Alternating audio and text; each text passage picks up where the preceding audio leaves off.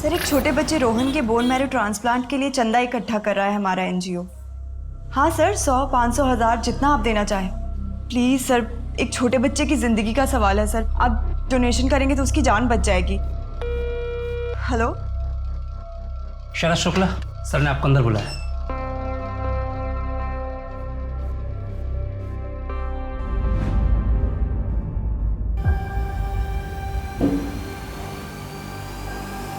अरे आओ बैठो।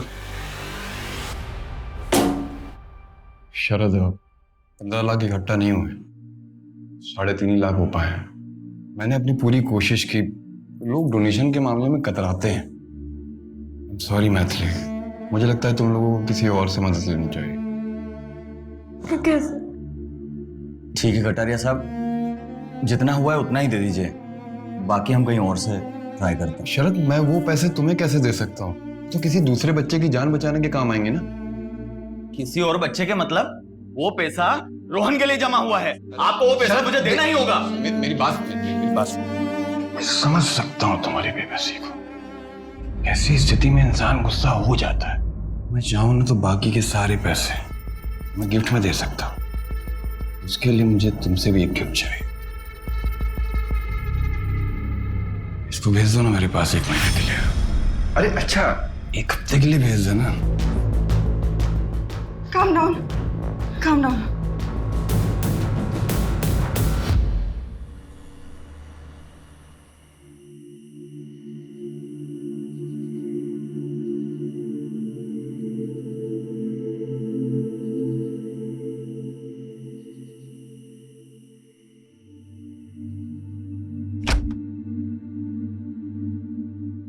ऐसी हरकतें रही ना तुम्हारी तो अपने बेटे से हाथ धो बैठोगे। अब वो करेगा कटारिया हमारी मदद? वो कटारिया हमारी मदद करने वाला था भी नहीं, साला चोर कमीना। उसे कोई फर्क नहीं पड़ता कोई जिए या मरे। तुम नहीं समझती कि वो क्या चाहता है। अच्छा, मैं नहीं समझूंगी। मुझे सब दिखता है कि तुम क्या चाहते हो। अपने बेटे से ज्यादा ना तुम्हें उस निकिता का ख्याल है। Calm down. मैथिली, बकवास बंद करो, पहले ही मेरा दिमाग खराब है। और रोहन की किस्मत खराब है कि तुम जैसा बाप मिला। अगर रोहन को कुछ हो गया तो उसकी जिम्मेदार सिर्फ तुम होंगे।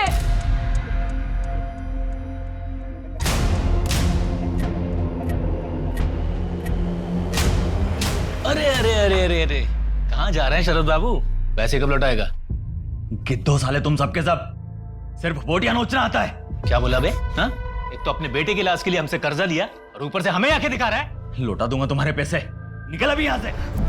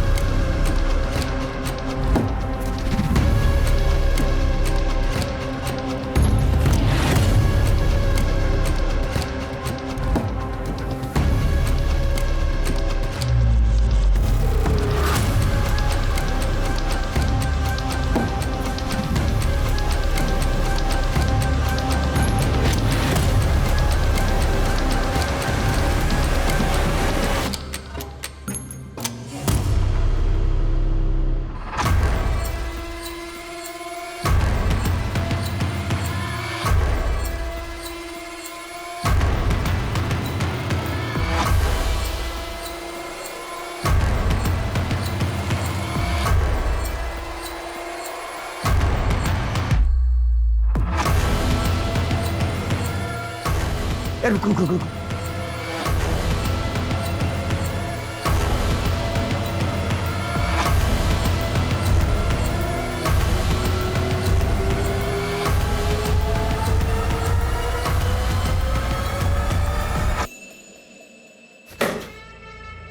सारा पैसा ले गए। सर, पुलिस को फोन करूं क्या? यादव, इसमें हवाला का भी पैसा था। पुलिस आएगी ना तो 10 सवाल करेगी। इस पेंटिंग के पीछे पैसा मैंने रखा था और इस बात को सिर्फ मैं जानता था। तिजोरी का पासवर्ड भी मुझे पता था। तो साले ये दोनों हैं कौन?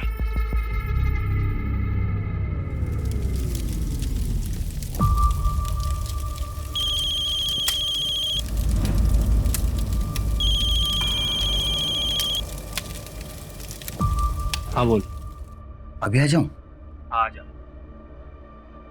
ठीक है, आधे घंटे में गेहूं खेड़ा के पास मिलते हैं।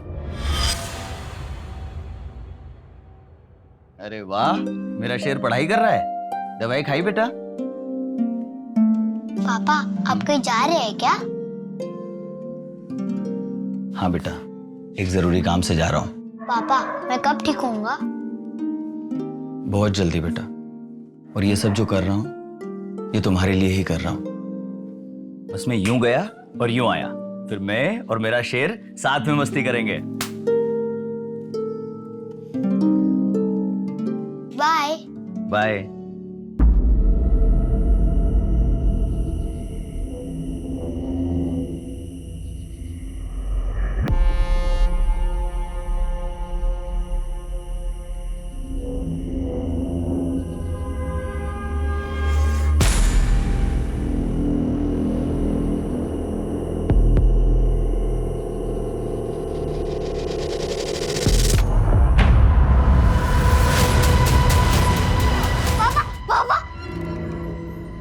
क्या हुआ?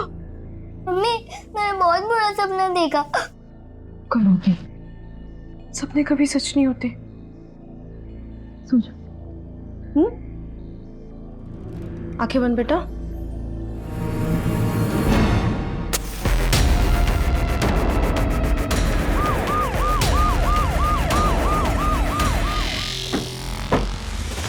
आइए सर, आइए। ये देखिए, बॉडी को बुरी तरीके से जला दिया गया है। हो सकता है इसका हो जेब से गिर गया हो। ये देखिए, इसमें इसका आधार कार्ड भी है। शरद शुक्ला। ये तो शरद का ही पर्स है। क्या हुआ इसके साथ? क्या हुआ? क्या हुआ?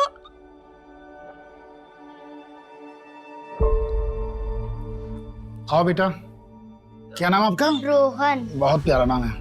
किस क्लास में पढ़ते हो आप? तीसरी। सब खत्म हो गया। अब क्या होगा हमारा? रोहन का इलाज कैसे होगा? आपने शरद को आखिरी बार कब देखा था? कल सुबह जब ऑफिस के लिए गए थे, उसके बाद नहीं देखा। सर, किसने किया शरद के साथ ऐसा? पता चला कुछ? आप कौन है? जी मैं अशोक शुक्ला। शरद मेरा छोटा भाई है। I mean था। सर, शरद एक मामूली सा एमआर था। उसके साथ ऐसा कोई कैसे कर सकता है? इन्वेस्टिगेशन चल रहा है अभी। मैथिली जी, क्या हम आपका घर देख सकते हैं? आइए, मैं दिखाता हूँ। आइए। अशोक, ये रोहन को क्या बीमारी है? कैंसर। और उसी के बोन मैरो ट्रांसप्लांट के लिए शरद पैसे इकट्ठे करने में लगा था, पर हो नहीं पा रहे थे। कितने पैसों की जरूरत है? 15 लाख रुपए।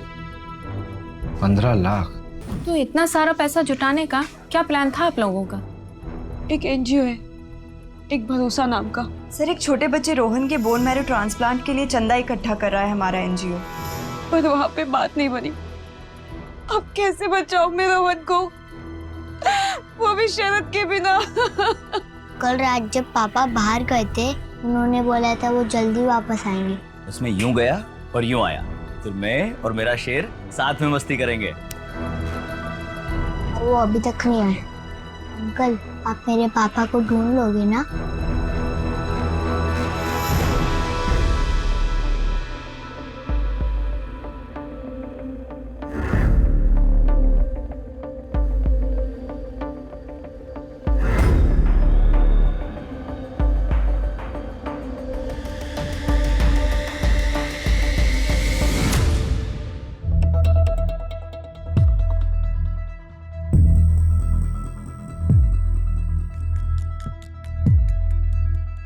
भाई, कर्जे का क्या होगा?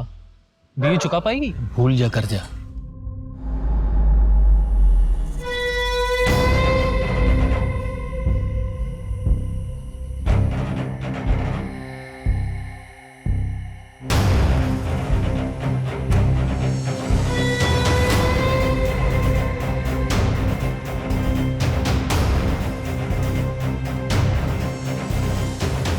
क्या हुआ?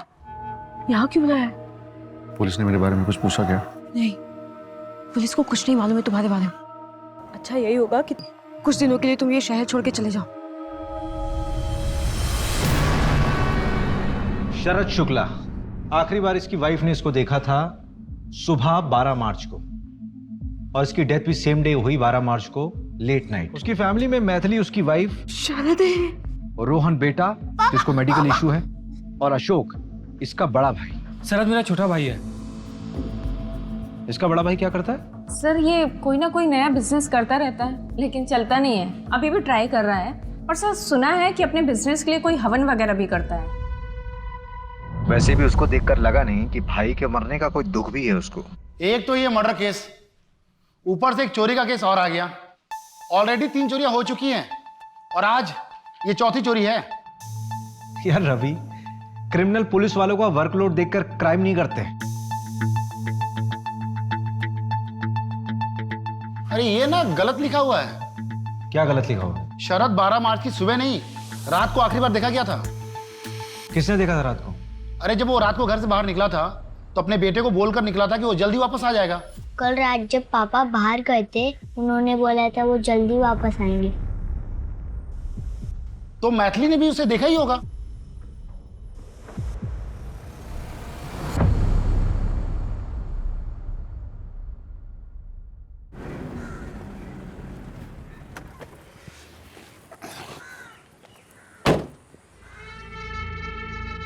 यादव, हाँ सर। वो देख सीसीटीवी, इसकी फुटेज निकलवा, कुछ ना कुछ मिलेगा। साहब वो बहुत खड़ूस आदमी है, देगा नहीं। 2 घंटे के अंदर मुझे इसकी पूरी फुटेज चाहिए, समझा तू? जी सर। जाना आप। सर जी फुटेज मिल गया। आ जाओ।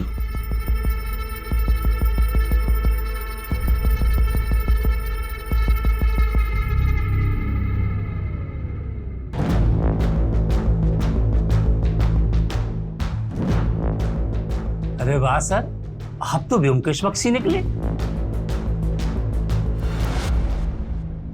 पोस्टमार्टम के मुताबिक शरद की मौत जलने से हुई, लेकिन उसके पहले उसे सर पे मारा भी गया। ताकि वो बेहोश हो जाए और उस बेहोशी की हालत में उसको जला दिया जाए।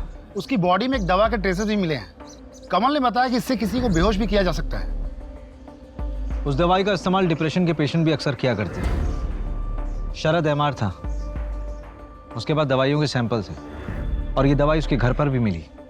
रवि, हो सकता है कि घर के हालातों की वजह से वो डिप्रेशन में चला गया हो और उसने दवाई बिना प्रिस्क्रिप्शन के खुद ही ले ली हो। उसके ऑफिस वालों से बात करते हैं ना। सही कह रहे हो। मैथिली का क्या हुआ? कॉल रिकॉर्ड चेक किए हैं सर, लेकिन कुछ गड़बड़ तो नहीं लगी। लेकिन नजर रख रहे हैं सर, कहाँ जाती है, किससे मिलती है, देख रहे हैं।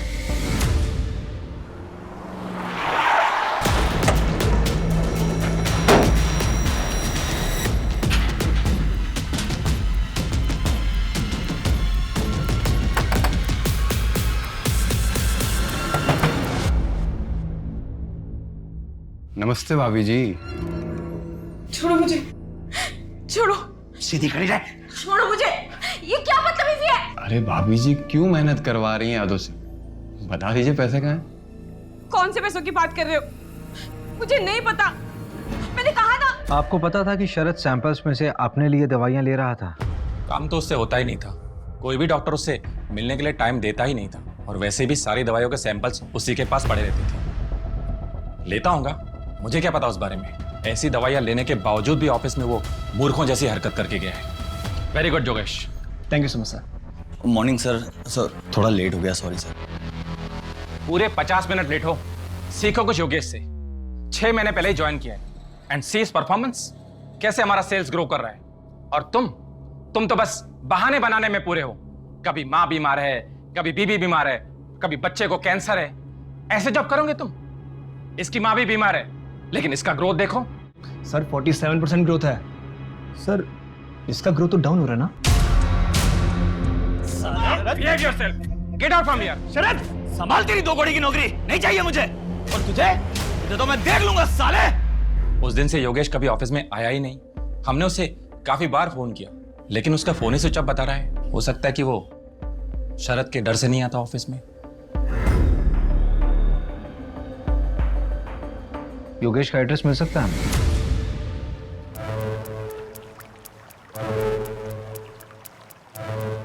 ये ले समोसे। यहाँ पे कब तक रुकना है? आजकल क्या है ना, पुलिस बहुत जल्दी क्राइम साइट पर पहुंच रही है। तो क्या है, एरिया बदल डालते हैं।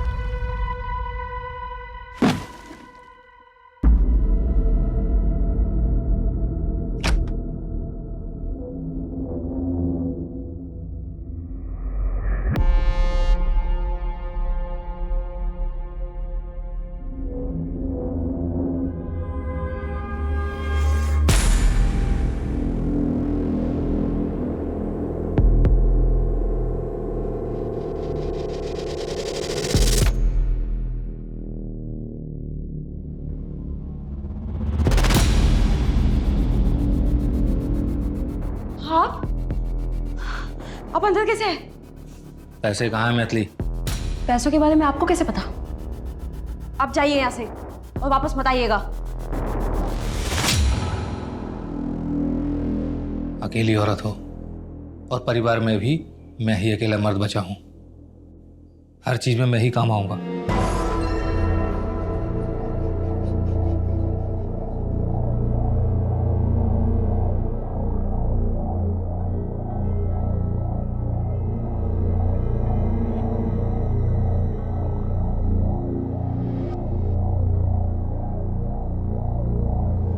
हाँ मैडम, अरे पूरी नजर बना के रखी है मैंने। अब एक वो लेडीज वाली क्लिनिक में गई थी। लेडीज वाली क्लिनिक? गायनेक है क्या? हाँ मैडम। ऐसा कर, नाम और एड्रेस भेज। Okay ma'am. योगेश उसी दिन से गायब है। इसका ग्रोथ तो डाउन हो रहा है ना। जिस दिन शरद का मर्डर हुआ उसके घर पे ताला लगा हुआ है और उसका फोन ही बंद है, और उसकी लास्ट लोकेशन भी उसका घर ही है। नहीं रवि, ये कोई कोइंसिडेंस नहीं हो सकता। उसकी फैमिली और फ्रेंड से पता किया? सबसे पूछताछ की, किसी को कुछ भी नहीं पता। यार उस दिन शरद ने योगेश पे हाथ उठाया, हो सकता है कि उसका ईगो हर्ट हुआ होगा और उसने बदले के चक्कर में शरद को मार दिया। ढूंढो उसे। ठीक है।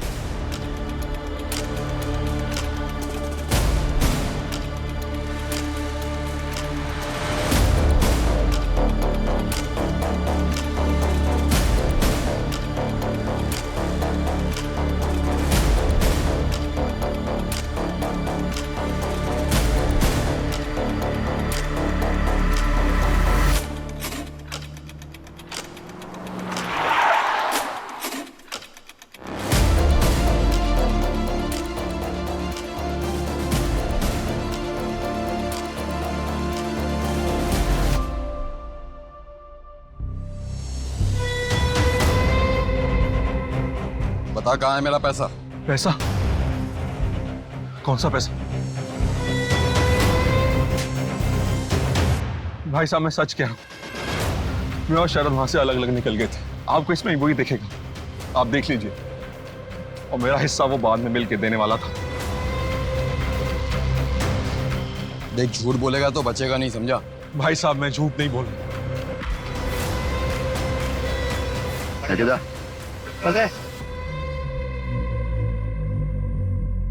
सर, बीबी कहती उसे नहीं पता और ए कहता ऐसे नहीं पता।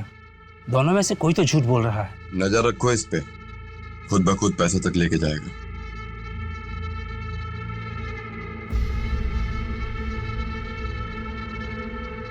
यादव। हाँ सर। ये निकिता आज भी नहीं आई क्या? साहब 4 दिन से नहीं आई, फोन भी नहीं लग रहा है। मैथिली, तुम प्रेग्नेंट थी, तुमने अबॉर्शन कराया, क्यों? मैम वो अब शरद नहीं रहे ना, तो मैं अकेले दूसरा बच्चा कैसे संभालती? झूठ मत बोलो मैथिली, तुम्हारी रिपोर्ट पढ़ी है मैंने। तुम्हारे साथ जबरदस्ती हुई थी ना, चोट के निशान थे तुम पर।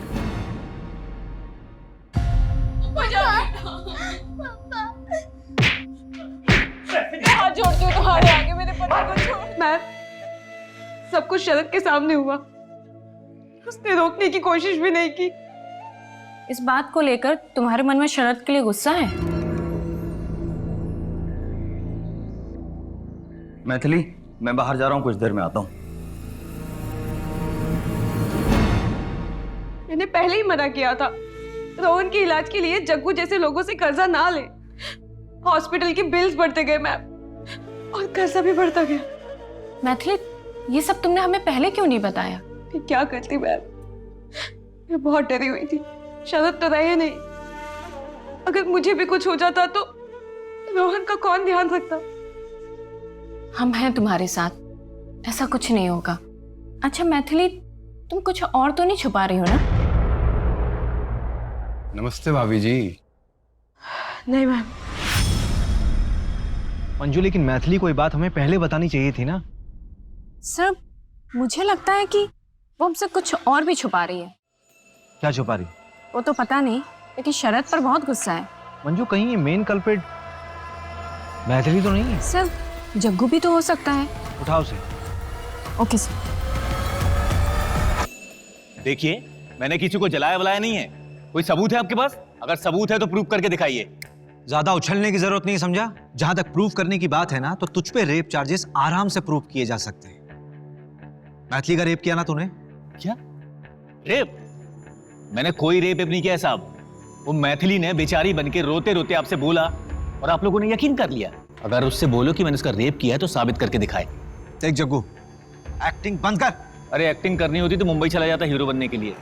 मैथिली बोल रही है ना कि मैंने उसका रेप किया है, तो उसको बोलो कि साबित करे। मैं कसम खाकर बोलता हूं, जिस क्राइम के लिए बोलोगे मैं कन्फेस कर लूंगा। पहले ये साबित करो कि मैंने रेप किया है। टेस्ट कराओ, मेरा सैंपल लो। बैठ जा आराम से। बड़ा अच्छा क्रिमिनल है, कोऑपरेट कर रहा है। रवि, हाँ? सैंपल लो इसका। चल। मतलब मेरी मैं बात। चला जा। क्राइम सीन से 500 मीटर की दूरी पे एक सीसीटीवी मिला है।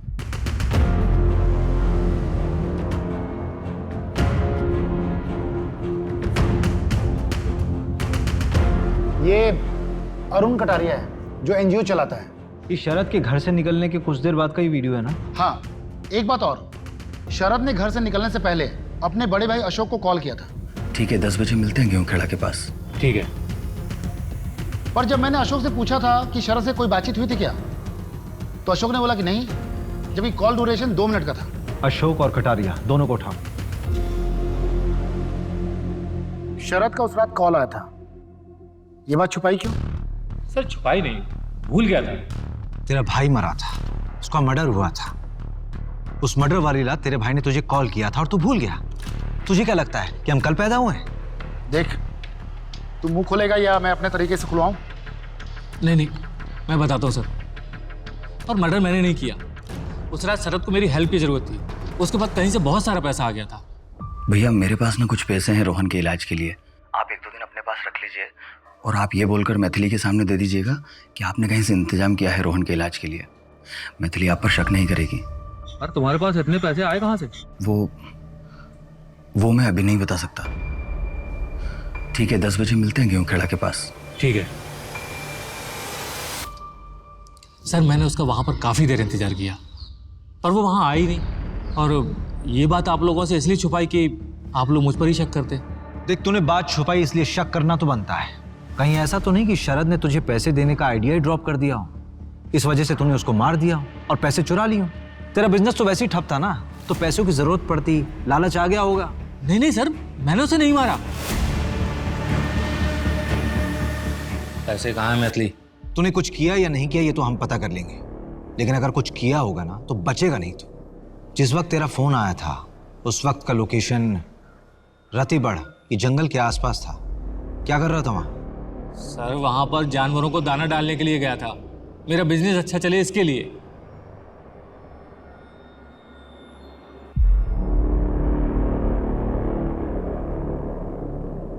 ये शरद के पास इतना पैसा आया कहां से होगा? यार रवि, मुझे लगता है उसने कोई ना कोई कांड तो किया होगा और शायद इसी वजह से उसका मर्डर भी हो। कटारिया कहाँ है? अरे बड़ा एटीट्यूड दिखा रहा है, कह रहा है कोई ढंग का सबूत है तभी थाने बुलाओ, वरना ऑफिस आके बात करो। अच्छा चलो फिर।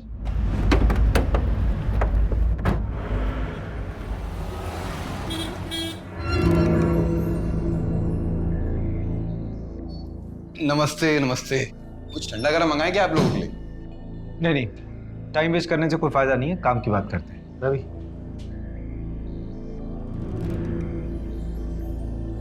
अच्छा दिख रहा हूं ना मैं? हाँ सर, एकदम हीरो। हीरो नहीं, विलेन। ये लीजिए सर। हाँ तो आप क्या पूछ रहे थे? शरद को क्यों मारा? मेरे ऑफिस से पैसे चुराए थे उसने और मारा नहीं, पीटा था।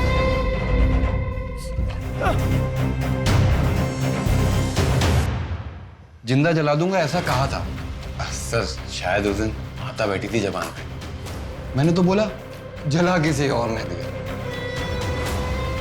अरे सर, जब वो अगले दिन मेरे पास पैसे लेकर आने वाला था तो मैं उसे क्यों मारूंगा? इस फुटेज में साफ दिख रहा है तुम शरद के पीछे गए थे। अरे वहां मेरी गाड़ी खड़ी थी ना सर, इसलिए जाना पड़ा। अरे मैंने तो उसे छोड़ दिया, दया दिखाई, मारा नहीं उसे। तो तुम्हारे ऑफिस में जो चोरी हुई थी उसकी रिपोर्ट क्यों नहीं लिखवाई तुमने पुलिस में? वो क्या है ना सर कि पुलिस वालों पे मैं विश्वास नहीं करता, मैं अपने काम खुद कर लेता हूँ। आपको एक चीज दिखा, ये देखिए।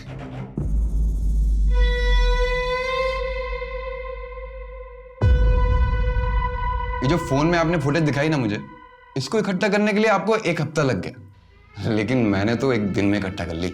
अब बताइए, आपकी इन्वेस्टिगेशन में दम है या मेरी? वो दूसरा चोर कौन है? इन्वेस्टिगेशन चल रही है, पता चल जाएगा।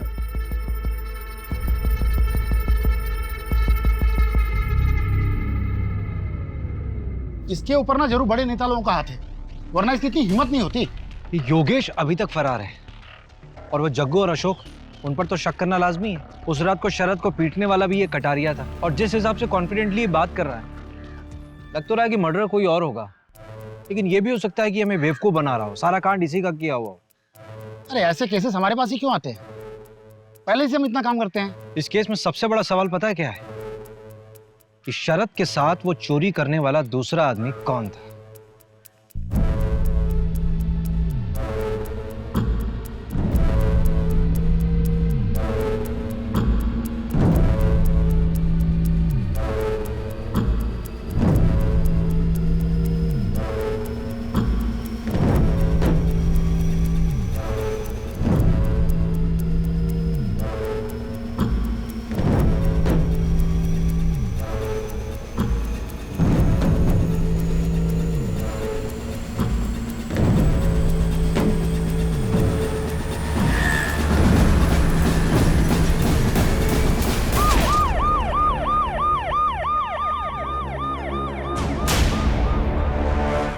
एक्सीडेंट लग रहा है, ड्रिंक एंड ड्राइव होगा। कमल को बोल 12 घंटे के अंदर मुझे इनिशियल रिपोर्ट चाहिए, बाकी डिटेल्स बाद में सबमिट कर देना। हाँ ठीक है। अशोक की ऑटोप्सी रिपोर्ट। कमल ने कमाल कर दिया, 12 घंटे बोला था, 10 घंटे में रिपोर्ट दे दी।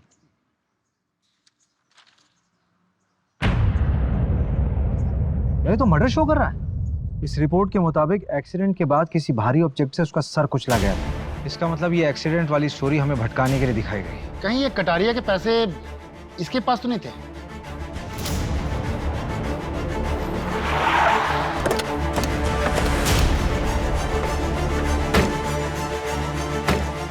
इन्हें लॉकअप में अंदर डालो। सर, एक केस तो क्रैक हो गया है। यही है वो चोर जिन्होंने पूरे एरिया में आतंक फैला रखा था। मरोली में चोरी करते वक्त पकड़े गए हैं।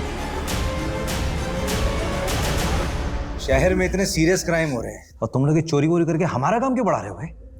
साहब, हम तो सिर्फ छोटे मोटे चोर हैं, और छोटी मोटी चोरी इसलिए करते हैं कि आप हम पे अपना टाइम बर्बाद ना करें।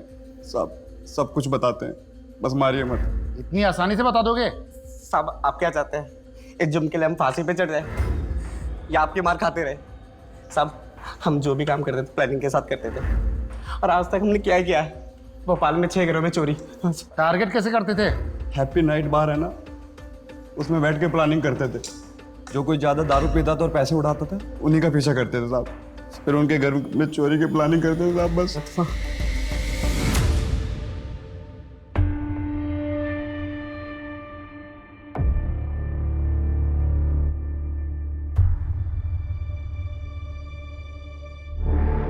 सर।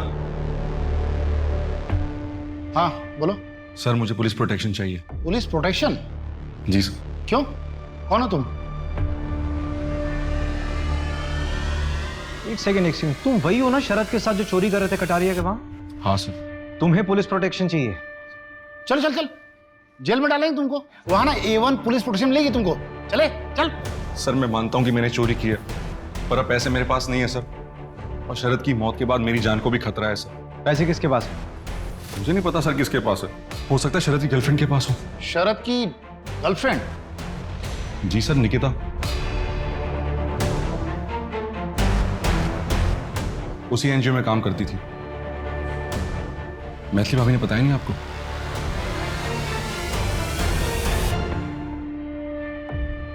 मम्मी हम कहाँ जा रहे हैं? हम जबलपुर जा रहे तुम्हारी मौसी के यहाँ। अशोक अंकल भी आएंगे क्या हमारे साथ? नहीं, अब वो कभी नहीं आएंगे। बेटा, हम ये शहर छोड़ के जा रहे हैं। तुम्हारी मौसी के यहीं पे तुम्हारा इलाज होगा, ठीक है? तुम यहीं रुको, मैं अभी आती हूँ।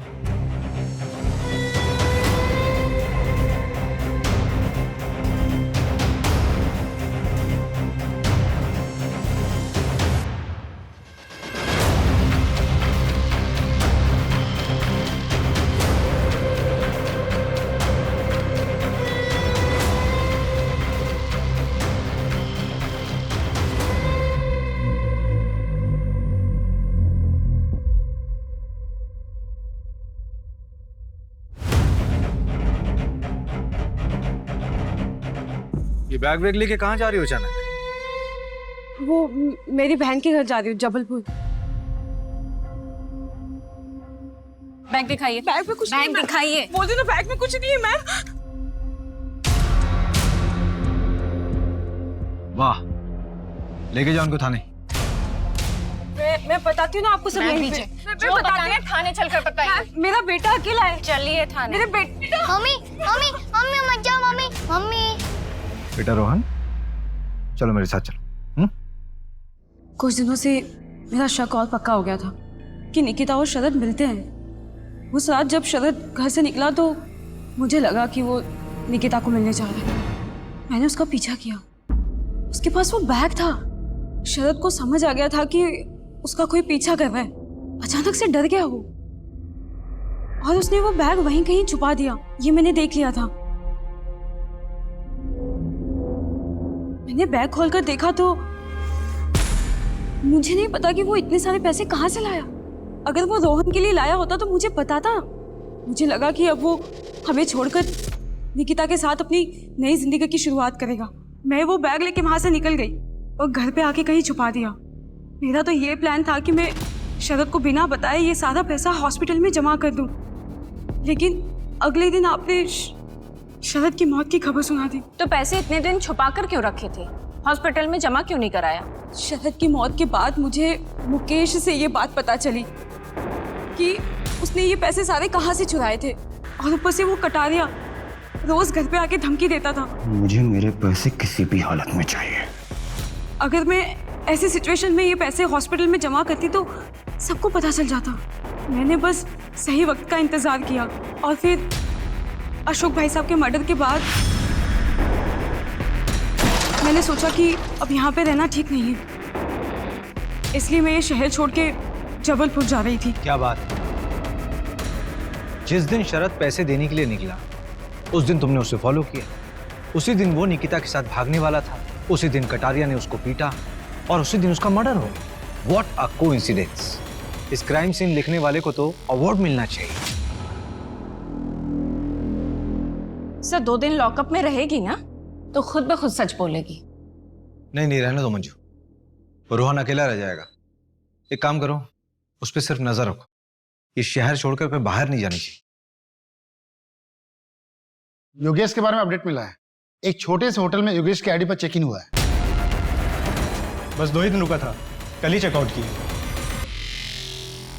रूम नंबर कौन सा था?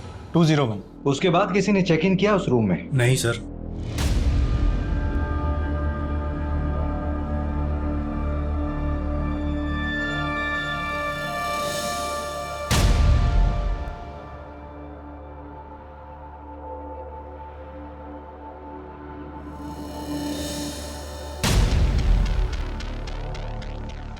रवि, ये बंदा 2 या 3 दिन में होटल बदलता होगा।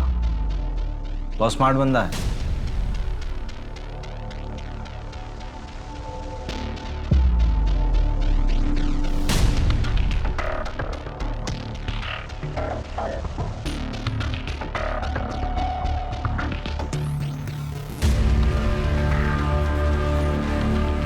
हाँ कमल, यार एक फेवर चाहिए।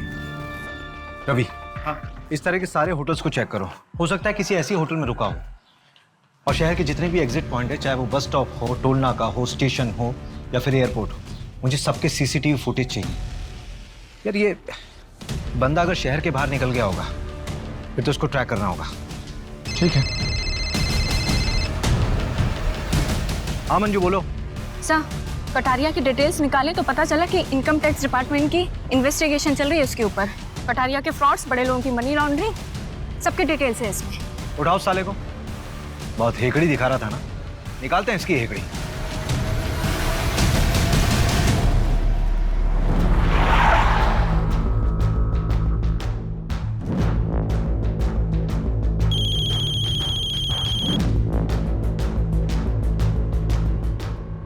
हेलो भाभी, सुना है पैसे का बैग आपके पास था, कहीं शरद को आपने तो नहीं? चलो बेटा।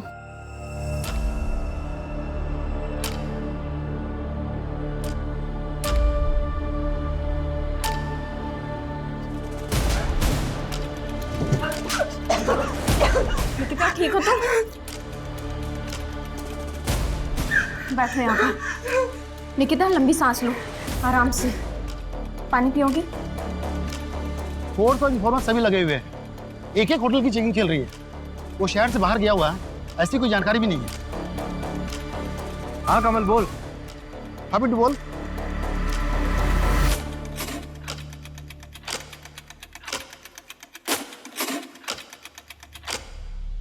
योगेश का पता चल गया है, एक लॉज में ठहरा है। चल।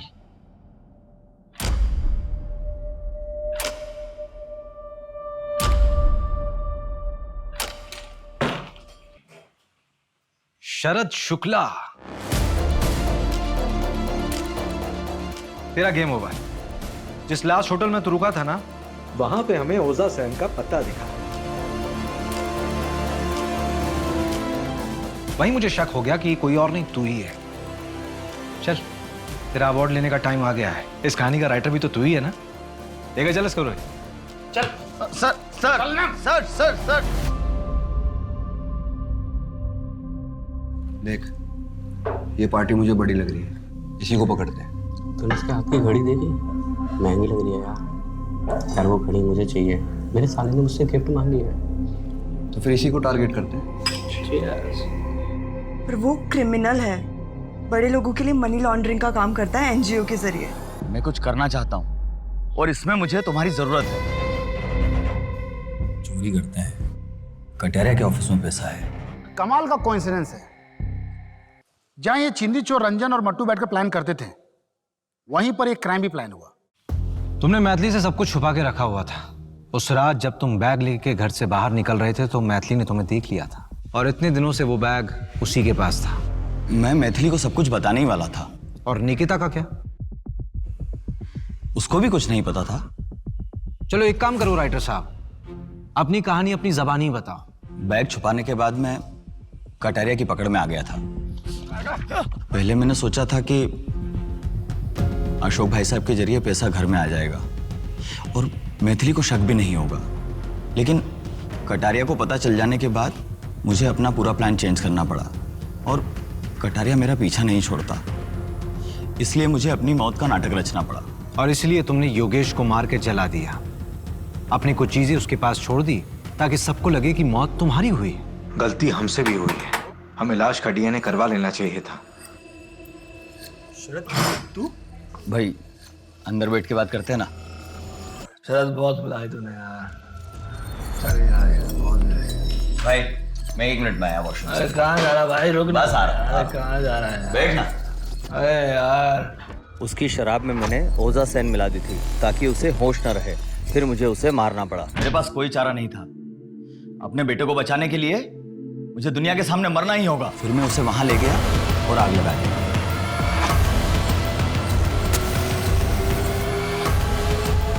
बाद में मैंने सोचा कि पैसों का बैग निकालकर मैं मैथिली को दे दूंगा, लेकिन जब मैं वहां पहुंचा तो पैसों का बैग वहां नहीं था। मुझे लगा कोई और उसे चुरा ले गया है। उस रात मैंने अशोक भाई साहब को फोन पर यह बात बताई थी, तो मेरा शक गया कि शायद पैसा उन्होंने चुराया है।